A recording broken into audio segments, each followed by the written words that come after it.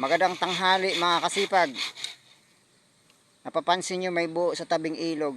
Ito ay ginagawang stick. Mga bananakyo, barbecue. Ayan, napakarami. Oh. Sa 12 pesos ang isa. Baka kasi nung mag-order ng buho, order na kayo dito. Napakarami. Ginagawang pang fishball, isaw. Lahat ng stick dito kinukuha sa sa Sitio Marawi.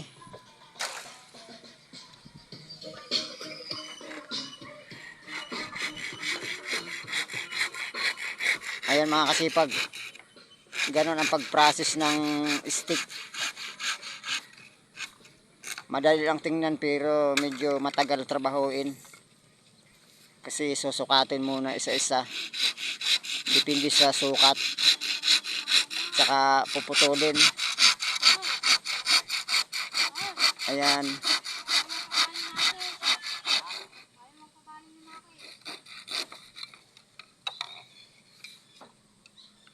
Mayroon segunda, mayroon permera, mayroon dolpina.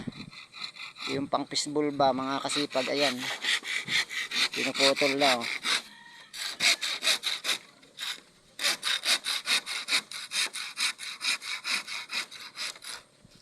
Ito ang kontribusyon ng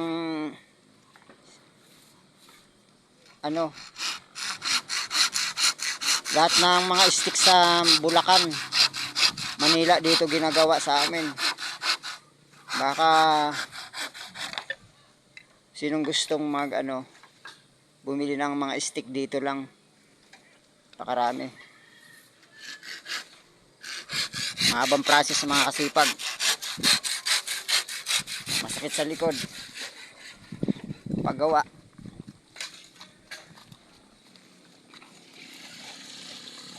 Ayan ang mga kasipag, oh, ayan. Stick nila. Pang yan te? Fishball? Segunda.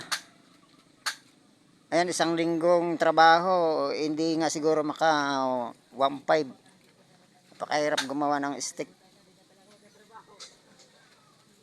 Bibilad pa yan ng 3 araw bago gagawin.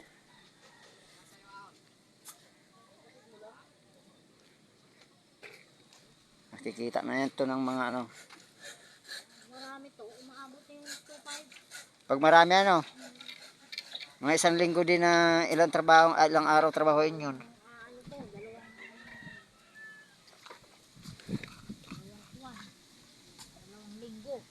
Dalawang linggo, 2.5. Napakatagal nga, pero mas maganda na lang sa wala.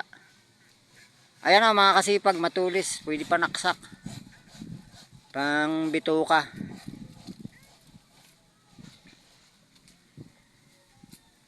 Yan. Yan ang stick. Pang isaw, pang fishball. Yung mga stick sa Santa Maria, dito kinukuha yan. Hindi lang itong bahay, doon mapakarami pa. 24/7 ginagawa ng mga tao yung paggawa ng stick para makapangbili lang ng bigas, kape. Ang stick mga kaibigan ay galing sa bundok, napakalayo.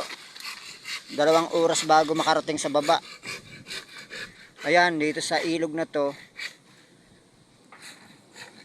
from hilltop,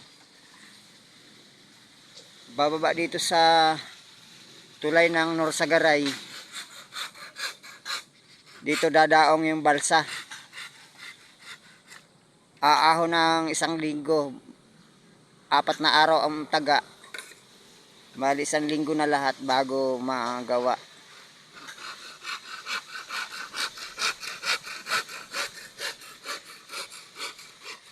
Ganito mga kasipag, pang barbecue, ang haba. Ganito muna, puputulin muna ng ganito, tapos titilad-tila rin, tutulisan, ibibilad, sa gigiikin. Napakaraming process bago ma-finish.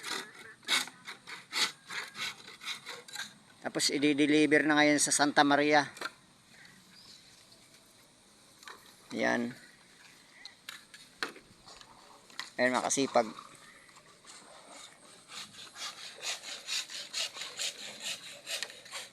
Balik tayo dito kay ate.